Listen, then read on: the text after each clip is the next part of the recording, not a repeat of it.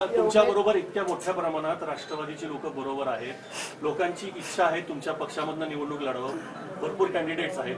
दुसऱ्या बाजूला सातारा जिल्ह्यातली जी दुसरी राष्ट्रवादी अजितदादांची, त्यांच्यामध्ये आता असंतोष पसरायला लागलेला आहे, कारण का ती जागा आता भाजपला द्यायचा विचार चाललेला आहे. त्याच्यामुळे सातारा जिल्ह्याची जी राष्ट्रवादी जी तुम्ही रुजवली ती आता पुन्हा धोक्यात यायला लागलेली आहे दुसऱ्या गटाची. काय सांगाल? मला सातारा जिल्ह्यातला सर्वसामान्य माणूस हा आम्ही जो विचार घेऊन चाललेलो आहोत त्या विचाराशी प्रेरित झालेला आहे. आणि त्यामुळे कोण अन्य काहीतरी सांगतो किंवा अन्य विचार करतो त्याचा विचार आम्ही घेत नाही, त्याचा कॉग्निशन्स आम्ही घेत नाही. आम्ही फक्त आमच्या विचाराने पुढे चाललं. आमचं सूत्र, आमची विचारधारा यशवंतराव चव्हाण आणि त्यांनी आम्हाला उभ्या आयुष्यामध्ये जे काही मार्गदर्शन केलं आणि त्या विचारांना आम्ही काम करतोय तो आमचा रस्ता आहे. साहेब, श्रीनिवास पाटलांचं जे आजारपण म्हणताय ते ऍक्च्युली राजकीय आहे अशी चर्चा जिल्ह्यात आहे सगळी. आता त्यांच्या प्रकृतीची अवस्था कदाचित तुमच्यापेक्षा मला थोडी जास्त माहिती असते. त्यांची निवडणुकीचा संघर्ष सहन करण्याची नाही. साहेब, मतदार हा राष्ट्रवादी सोबत आहे, फक्त कुणीही उमेदवार दिला तर तो निवडून येऊ शकतो. अशा परिस्थितीमध्ये म्हणजे महाविकास आघाडीचा उमेदवार असेल का राष्ट्रवादीचा उमेदवार असेल? महाविकास आघाडीचा.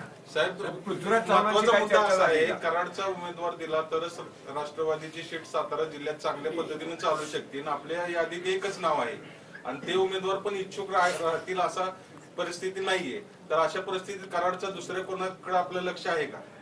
असं आहे की तुम्ही म्हणता तशी आमची माहिती नाही आहे. आम्ही जे ठरवू ते निवडणूक लढवते. त्याला अफवाद फक्त एकच आहे, श्रीनिवास पाटील, आणि ते हेच ठरवलं. साहेब, माड्याचा तिढा सुटला का? कारण माड्यामधून यापूर्वी महादेवराव जानकरांचं नाव येत होतं, आता विजयसिंह मोहिते पाटील कुटुंबातील व्यक्तीचं नाव यायला लागलं. तर तिथं तुतारी चिन्हावर निवडणूक राष्ट्रवादी लढवणार की कोणाला देणार? असं आहे की आमची इच्छा अशी होती की माझ्याला धनगर समाजाला जागा द्यावी. ती इच्छा मी जाहीरपणाने बोलून दाखवली. त्यासाठी ज्यांचं नाव तुम्ही आत्ता घेतलं त्यांच्याशी आमचा विचारविनिमयसुद्धा झाला होता. त्याला त्यांनी संमती दिली होती. पण नंतर काय झालं माहिती नाही. या निवडणुकीमध्ये म्हणजे मतदार फळवतात, उमेदवारी फळवतात असं दिसतंय. त्याचे काय दिसलं तर असं काही चित्र त्या ठिकाणी दिसलं. आणि त्यामुळं आमची जी इच्छा होती ती खुली करण्याच्यासाठी आम्ही योग्य उमेदवारांचा शोध घेतो. आमच्याकडे लोकांचे अर्ज आहेत, मागणी आहेत, चांगले हायली एज्युकेटेड अशा लोकांची मागणी आहे. पण सामाजिक बॅलन्स हा ठेवता आला तर आम्हाला आनंद होईल. त्या दृष्टीने आम्ही खोलत जातो.